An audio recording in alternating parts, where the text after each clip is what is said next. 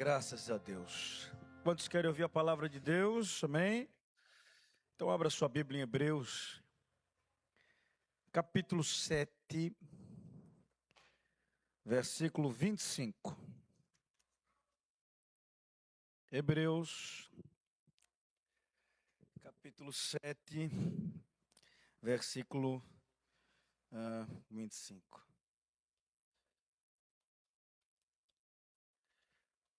Nós estamos estudando a carta aos Hebreus.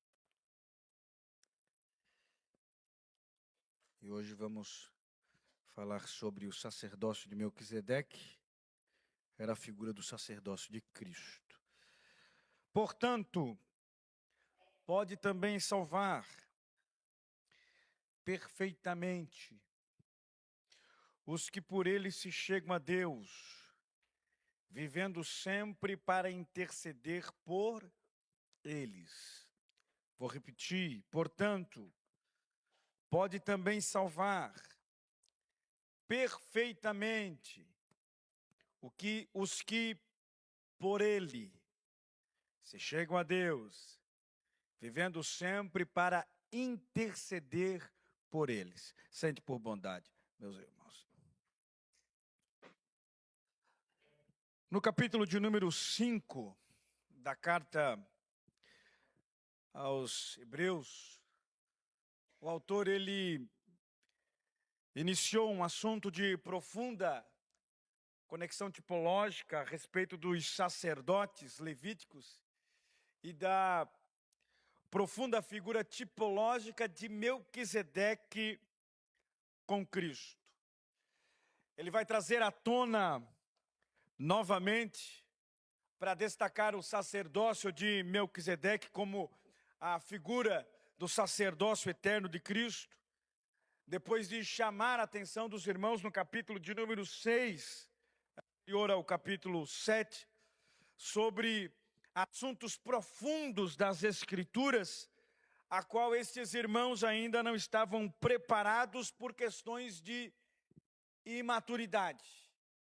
Então ele começa a falar no capítulo 5 sobre o sacerdócio de Cristo e a prefigura do sacerdócio de Melquisedeque com relação a Cristo, mas ele chama a atenção dos irmãos no capítulo 6 sobre a questão que envolve a imaturidade e a apostasia, e ele vai retornar novamente a falar sobre a profundidade deste assunto aos irmãos.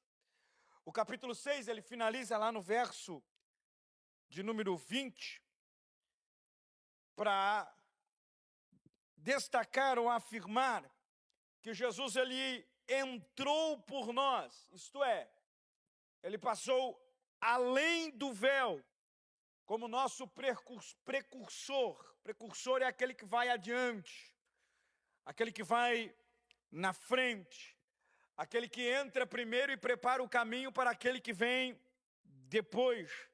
E tendo se tornado um sumo sacerdote para sempre, era somente o sumo sacerdote que podia entrar além do véu, segundo a ordem de Melquisedeque, segundo a ordem de um sacerdote que foi antes dos sacerdotes araônicos. E daí no capítulo de número 7, ele vai trazer ao coração dos irmãos judeus, que esta carta era endereçada a esses irmãos, mas se torna uma carta universal para todos nós. Ele vai trazer a evidência espiritual profunda na contextualização da fé e na hermenêutica sacerdotal. E ele começa o capítulo de número 7, nos 3 primeiros versículos, destacando a respeito do reinado de Melquisedeque. Melquisedeque ele era rei de Salém. Muitos estudiosos entendem que Salém foi a antiga Jerusalém. E destaca também que ele era sacerdote do Deus Altíssimo. Então, além dele ser rei de Salém, ele também foi identificado como sacerdote do Deus Altíssimo. Interessante é que a figura de Abraão também vai aparecer no texto do capítulo 7 de Hebreus.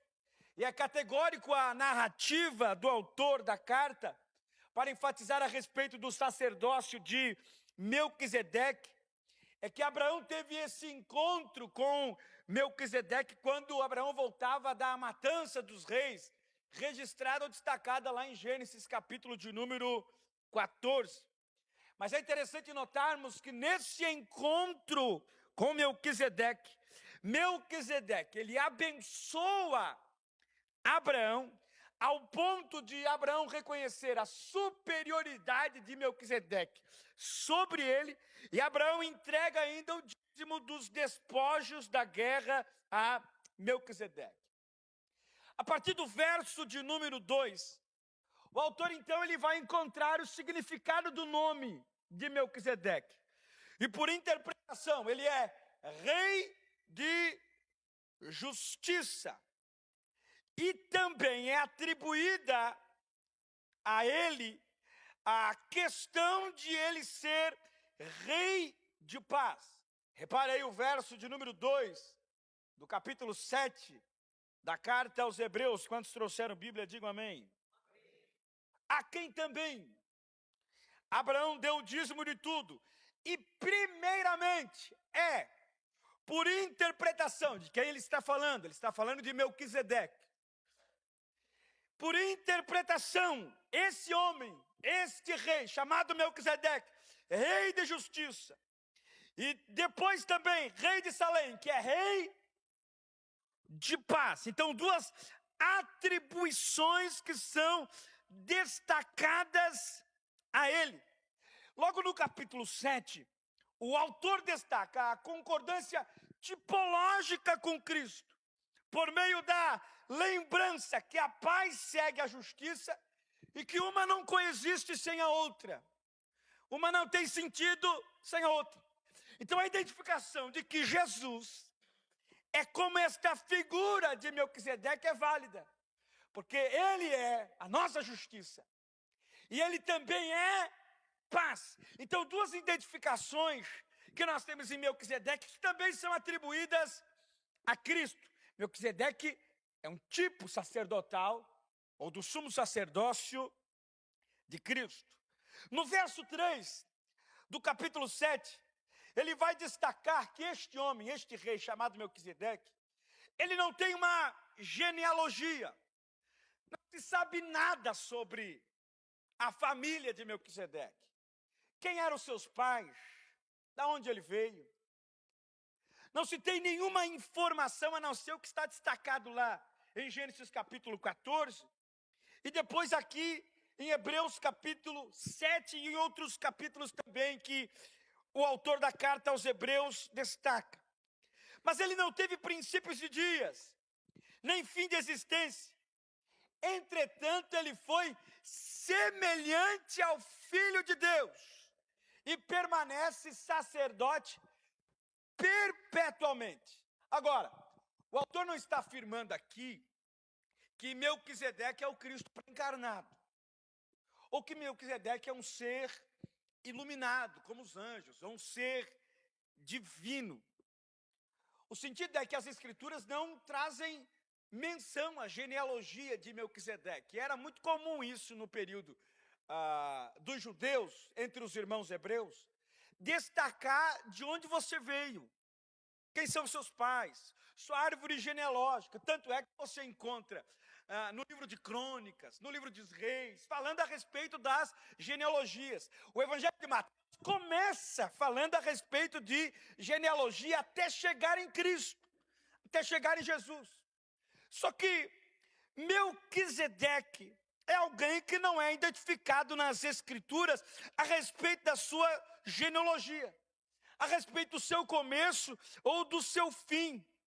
Mas o termo que se destaca no verso 3 é a expressão semelhante, que é de vital importância, a qual o autor, no capítulo 7, quer destacar. E é nesta verdade do ser semelhante que o autor da carta aos Hebreus, ele se apega para falar a respeito de um sacerdote do Deus Altíssimo.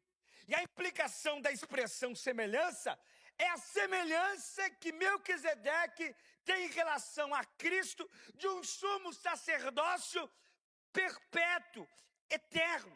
Então, a identificação do autor de não expressar ou não colocar nas Escrituras, e quem escreveu Gênesis foi Moisés, ou quem escreveu o Pentateuco foi Moisés, não era trazer a evidência a respeito do Melquisedeque.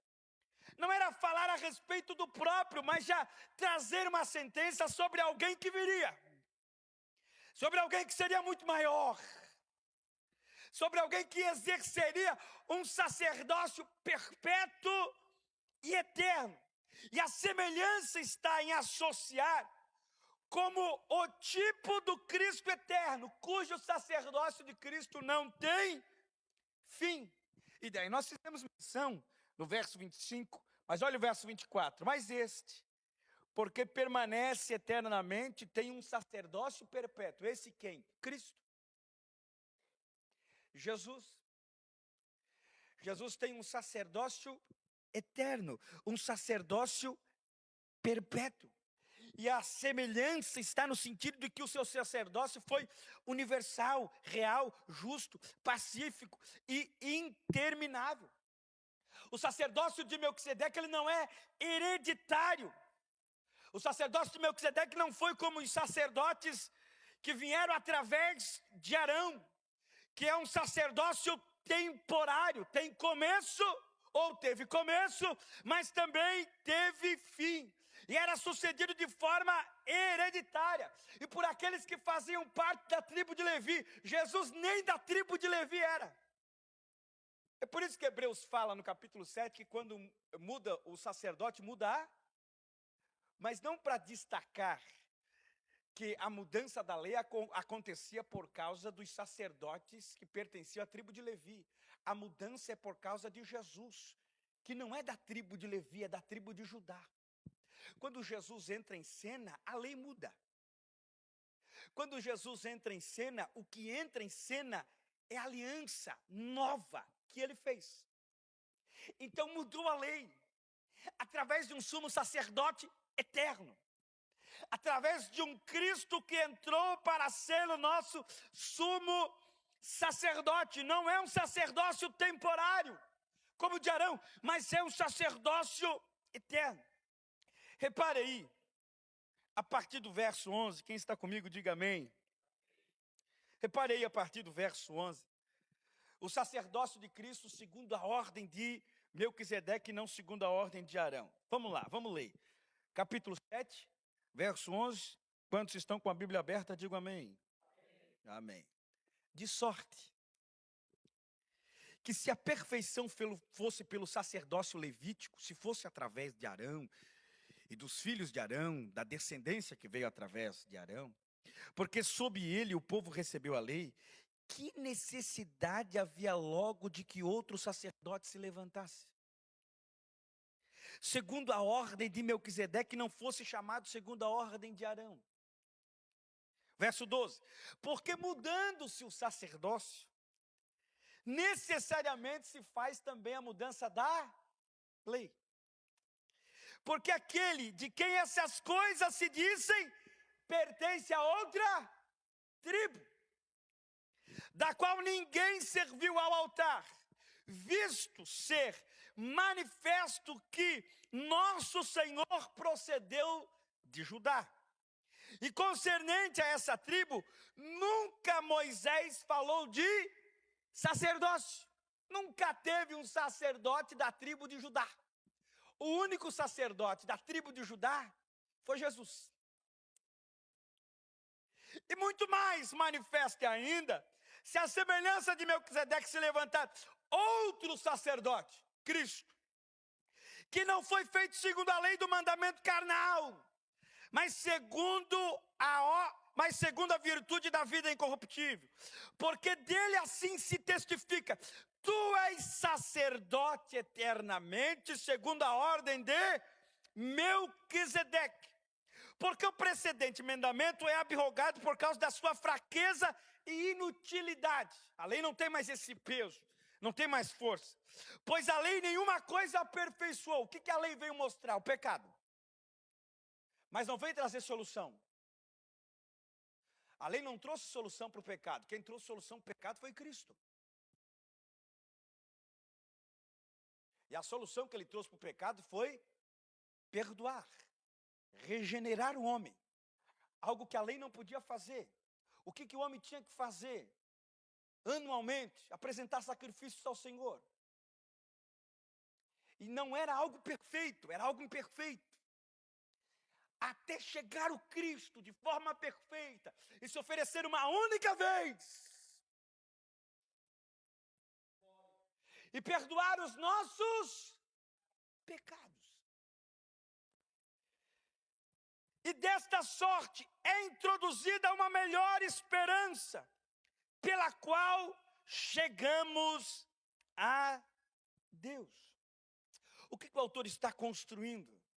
Ele está construindo uma posição lógica e também exegética, com a finalidade de despedaçar na mente e no coração desses irmãos qualquer dependência transcendente que eles ainda tenham do judaísmo, ou dos aspectos da legalidade do judaísmo. Ele precisa convencer esses irmãos sobre 3 coisas. A primeira coisa, o sacerdócio de Cristo anula e substitui toda a estrutura monolítica do sacerdócio judaico e da adoração no templo. Qual é a ideia de monolítico? A ideia de monolítico, ou o significado de monolítico, é feito de uma única pedra. E daí o sentido da palavra, ou a figura dessa palavra para os nossos dias atuais, significa algo único, compacto, indizível. Significa algo regido, altamente unificado. E assim era o sistema religioso do Antigo Testamento. Era uma única estrutura. E era tudo integrado, no qual todos os elementos desse sistema religioso que fazia parte do sacerdócio levítico dependia um dos outros. Então, se esse sistema funcionava através desse todo, se o sacerdócio fosse removido, todo o restante perdia a sua função. Daí entra o autor aos Hebreus, dizendo a respeito de um Cristo, de Cristo que veio não apenas para modificar uma parte desse sistema, mas ele veio para cumprir toda a lei. E veio para substituir a antiga aliança, ou a velha aliança. Porque não pode haver mais uma contemporização do conceito da coexistência. Vou explicar isso aqui para você entender. Isto é, não existe mais espaço para nós pensarmos que há um sistema paralelo entre Cristo e a lei. Não tem mais. A lei não tem mais eficácia. A antiga aliança não tem mais eficácia. Os odres velhos, e Jesus falou sobre odres velhos, remendos velhos, sobre coisas novas. Os odres velhos não podem conter o vinho novo. E também a veste velha não deve ser remendada com pano novo. O evangelho de Cristo, o sacerdócio de Cristo não é um remendo sobre aquilo que é antigo. Jesus não veio para remendar. Eu vou remendar aquilo que é antigo e fazer um remendo da aliança. Não, ele veio fazer algo novo. Por isso que é nova aliança e não uma aliança remendada. Mas é algo novo, é algo que foi colocado como novo. O antigo sistema sacerdotal e a antiga aliança foi superada pela nova aliança com Cristo. Se nós dependêssemos ainda da antiga aliança, com certeza muitos de nós não estariam aqui. Se nós dependêssemos da antiga aliança para sobreviver, talvez a maioria de nós não estaria aqui. Nós só estamos aqui porque na nova aliança Jesus cumpriu tudo. Oh, aleluia! Então Jesus não veio para cumprir, irmã Salete, algo em partes. Jesus não veio cumprir uma parte do evangelho.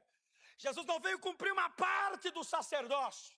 Jesus veio para transformar algo em eterno. Algo que não tem fim. Um sacerdócio perpétuo.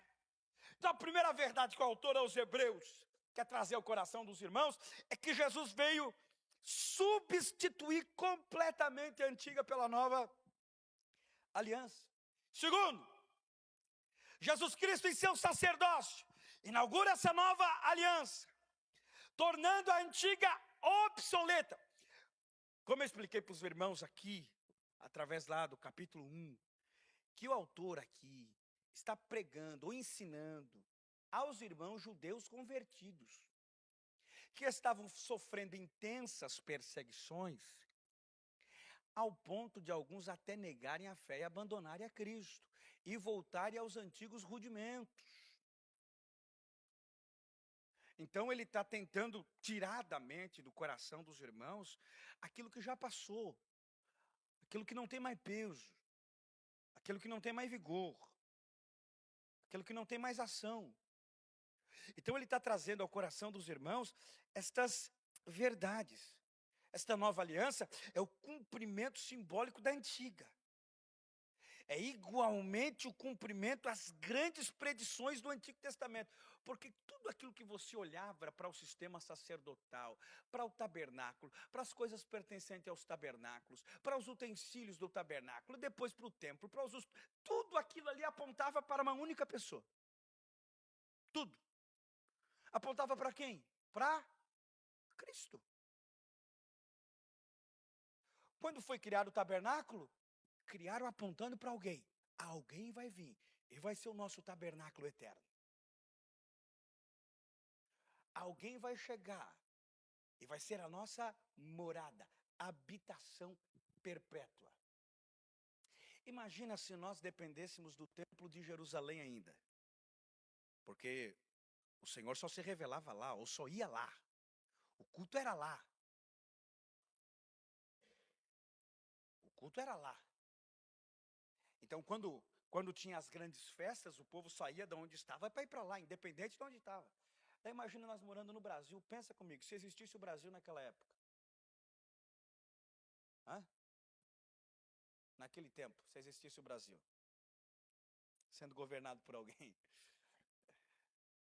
Daí você tem que sair daqui do Brasil, a camelo, de jumento, ou a cavalo, ou a pé, caso você não tivesse condições para comprar um cavalo, um jumento, um camelo, porque quem tinha esses utensílios na época era alguém abastado. Hoje quem tem jumento é para carregar alguma coisa, né? É para carregar milho, né? Mas naquela época era gente que tinha dinheiro. Daí imagina você vivendo ainda sobre esse sistema e ter que sair daqui para ir lá para Jerusalém, porque caso você se tornasse prosélito, isso é, se você resolvesse aderir ao judaísmo, você teria que ir para lá. Daí pensa comigo, você ter que sair daqui, levar um animal para sacrificar o Senhor. Pensa, meu. Olha o que Jesus fez por nós. Sendo que nós não fazíamos nem parte, porque nós era gentio, né? Nós somos gentios. Nós não fazíamos nem parte. Olha a dificuldade que seria. Olha o que Jesus cumpriu. Olha o que Jesus abriu. Olha o que o sangue de Jesus fez. Olha a aproximação de Deus. O Antigo Testamento, eles não experimentaram o Espírito no seu todo. Porque o Espírito não tinha sido derramado. E nós somos privilegiados, porque o Espírito Santo foi derramado sobre nós. Então olha o que Jesus fez na cruz. Olha o privilégio que a cruz, que o corpo, que o sangue de Jesus trouxe para nós. A aproximação de Deus. Qualquer lugar é lugar de culto. Minha casa é lugar de culto, meu quarto é lugar de culto. Ontem a minha esposa falou que estava orando e sentiu a presença do Espírito tão intensa, que parecia que era algo tão extraordinário que ela não soube nem explicar. Mas se fosse no período do antigo, não, era só lá. E daí Jesus, através do seu sacrifício, te deu a graça de Jesus entrar lá no teu quarto e você sentir a presença dele lá. Olha o que Jesus fez por nós. A gente tem uma visão muito limitada da cruz. Muito pequena. Não, eu fui perdoado. Não, foi muito mais do que isso. Foi perdão apenas. Foi posse, propriedade. Foi você ser enxertado em algo que você não era. Os privilégios da graça que você não tinha. Olha o que Jesus fez por nós. Terceiro, a pessoa de Cristo e a sua obra são definitivas e cancelam todas as outras opções. E o sacerdote, irmã Mari, que precisava vir para ser o nosso intercessor, precisava ser alguém santo, inculpável, sem mácula, sem mancha, separado dos pecadores, e feito mais alto do que os céus, que não tem necessidade como sumo sacerdote de oferecer todos os dias sacrifícios, e o único, Jair, que podia preencher esses requisitos, o único que podia fazer isso por nós, ser o nosso intercessor, ser o nosso mediador perfeito, o único que podia fazer isso foi alguém que veio do céu, foi Jesus. E o sacerdócio de Cristo, olha só que extraordinário, porque o sacerdócio de Cristo foi sancionado com um juramento do próprio Deus. Verso de número 21. O autor, a carta aos Hebreus, disse aquilo que o Senhor falou. Jurou o Senhor e não se arrependerá. Salmo 110, 14. Tu és sacerdote eternamente segundo a ordem de Melquisedeque. Jurou o Senhor. Jurou o Pai. Não é hereditário, é do Pai. Veio do céu. João Batista, olha que extraordinário isso. João Batista teve uma certa inveja dos discípulos de João Batista sobre Jesus. Aí eles chegaram para João Batista: João, tu não se sente incomodado? Tu veio antes, é conhecido. Ele está fazendo isso, fazendo aquilo, batizando, operando milagres, enfim, blá blá blá e blá blá blá. E aí, tu estás aí sem fazer nada? Tu és o grande João Batista. Aí João Batista vai olhar para os seus discípulos, né, e dizer para os: eu conheço ele. Eu sei de onde ele veio. Eu ouvi a voz quando eu estava batizando ele. E não pode ser impedido nada que venha do céu. O que veio do céu é perfeito, meu irmão. O que veio do céu não pode ser revogado. A palavra que veio do céu ao teu favor não pode voltar atrás. A palavra que veio do céu à sua vida não pode voltar atrás. A palavra que veio do céu à sua casa não pode voltar atrás. A palavra que veio do céu à sua família não pode voltar atrás. O que veio do céu é perfeito. Quem pode glorificar ao nome de Jesus? Este sumo sacerdote imutável, eterno, pode salvar aqueles que chegam a Deus, vivendo sempre para interceder por todos que se chegam a Ele. E esse interceder aqui, ele não acontece na vida de quem não chega até ele.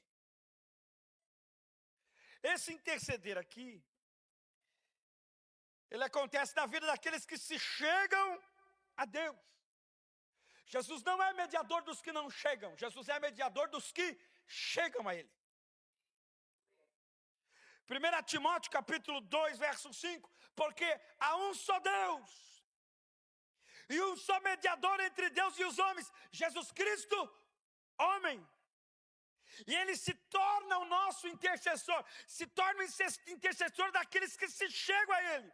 Hebreus 4,16, cheguemos, pois, com confiança ao trono da graça, ao trono dele, para que possamos alcançar misericórdia e achar graça, a fim de sermos ajudados em tempo oportuno. Para se chegar a Deus, no Antigo Testamento, precisava de um sacerdote, precisava de altar, precisava de sacrifício, precisava de sangue. Só que agora existe um só caminho para se chegar a Deus. Não existe mais sacrifícios, não existe mais sangues, não existe mais sacerdotes, não precisa mais de altar, mas precisa apenas de um caminho. E Jesus disse: eu sou o caminho para você chegar ao Pai. Eu sou o sacrifício, eu sou o altar. Eu sou o sumo sacerdote eterno para você chegar até ao Pai. E o interessante é que o verbo chegar vai aparecer algumas vezes na carta aos Hebreus e traz a linguagem de acesso. A referência de que Cristo não apenas perdoa, mas nos conduz à presença do Pai.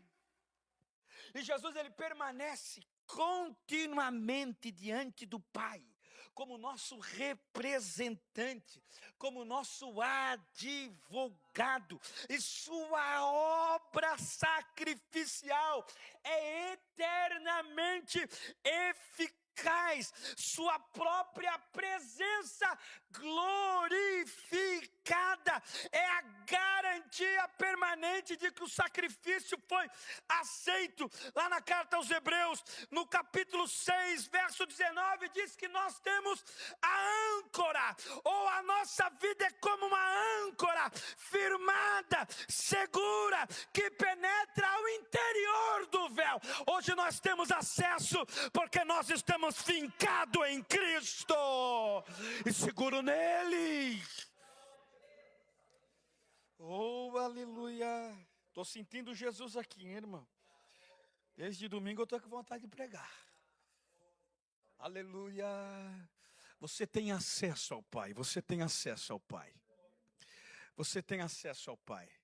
Não precisa mais de cabrito, não precisa mais de bode, não precisa mais de ovelha. Não precisa mais de apetrecho, não precisa mais de coisas. Vamos ungir esse copo para você chegar até o Pai. Vamos ungir essa cadeira para você chegar até o Pai. Vamos derramar óleo nessa igreja, porque nós precisamos derramar óleo nessa igreja para chegar ao Pai. O Pai só vai vir se a gente derramar óleo. Não. O Pai vem porque o Filho já chegou.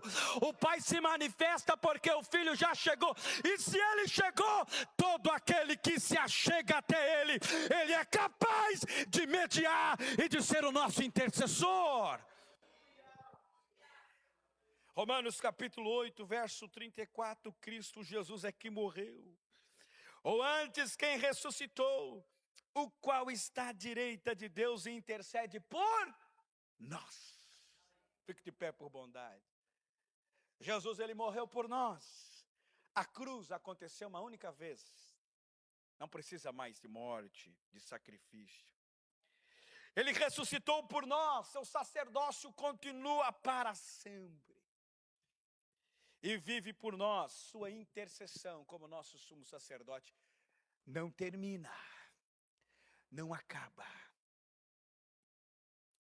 Você tem alguém que pode olhar por você e ser o teu intercessor, esse alguém é Jesus. Se tem alguém que pode te conduzir ao Pai, para que você sinta os privilégios da sua graça, esse alguém é o Pai.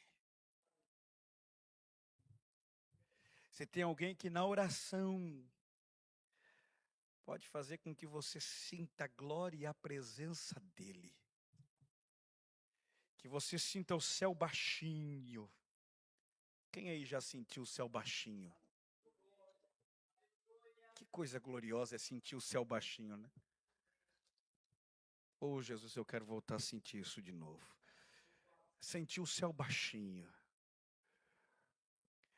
De parecer que não tem ninguém ao seu lado, só está você e Jesus. Parecer que não tem ninguém, não tem nada, nada. Sendo que você sabe que tem ali pessoas, objetos. Mas parece que é tão extraordinário que você está vivendo que é só você e Ele. Só você e o Pai. E Jesus intercedendo. Ora mandara shuyamai. Ora manda shuyamas. O céu quer se manifestar bem baixinho para você. Jesus quer te renovar nesta noite, meu irmão. Oh, aleluia! Oh, aleluia! Jesus quer te encher de novo. Se chegue a Ele, se chegue a Ele. Se chegue à presença dEle, se chegue ao fogo da presença dEle, porque o fogo dEle te aquece. O fogo dEle clareia, te ilumina para você continuar a jornada. Se achegue até Ele, porque Ele pode te interceder pela causa da tua alma, pela solidão da tua alma. Se achegue até Ele, porque Ele tem misericórdia e graça em tempo oportuno para derramar sobre você. Se achegue a Ele. Oh, aleluia. Por um minuto, se você pode. Se você pode, e se há um desejo ardente no teu coração, por um minuto, enche essa casa de adoração. Tocache kalashui que leva-se andarai. Se achegue a Ele nesta noite. Se achegue a Ele nessa noite, se achegue ao sumo sacerdote eterno, se achegue ao sumo sacerdote perpétuo. Vai. Pai, Tu és grande, Tu és infalível, Tu és o meu Deus, Tu és o meu Salvador, Tu és o Todo-Poderoso, de eternidade a eternidade Tu és Senhor. Tu és o mesmo ontem, hoje, será eternamente. Tu és o leão da tribo de Judá, aquele que veio da tribo de Judá, aquele que trouxe uma nova aliança, aquele que penetrou o nosso coração com algo novo. Tu és grande, insondável, Tu és indizível, Tu és maravilhoso, glorioso, Tu és rei, Tu és o sacerdote segundo a ordem de Melquisedeque. Tu estás assentado no alto e sublime trono, governando todas as coisas. Tu és o príncipe da paz, Tu és o nosso Deus, Tu és o nosso Senhor, Tu és o nosso Deus. Oh, glória! O véu está rasgado e eu posso entrar. Adorarei, adorarei, adorarei. Oh, aleluia! Não me interrompa, eu quero adorar. Eu li que o véu do templo se rasgou. Eu li que agora eu posso adorar com o sangue que Jesus por mim derramou. Me deu livre acesso para entrar. Ninguém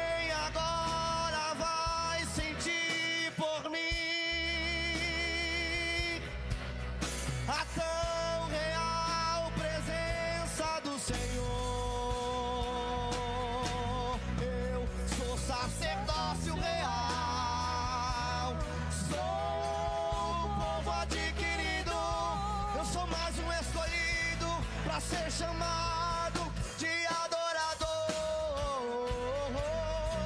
Adorarei, adorarei, pois o véu está rasgado e eu posso entrar. Cadê você? Levanta a mão para declarar. Adorarei, adorarei. Não me interrompa, eu quero adorar. Pai, nós oramos e somos gratos a Ti pela Sua palavra, que é viva, que é eficaz, que penetra o nosso coração, que vai na divisão da alma e do espírito, juntas e medulas, e apta para discernir as intenções do nosso coração. Nós recebemos a Tua palavra, Senhor meu Pai, com gratidão na nossa alma, porque Tu és o sacerdócio eterno, perpétuo, que intercede por nós, que contempla, que olha, que ajuda, que em tempo oportuno tem misericórdia e graça sobre as nossas vidas. Nós oramos, Senhor, e Te agradecemos porque Tu és o nosso Deus, o nosso Senhor a quem cremos, a quem depositamos toda a nossa fé, a quem depositamos toda a nossa confiança, todo o nosso amor. Obrigado, Jesus, Te louvo.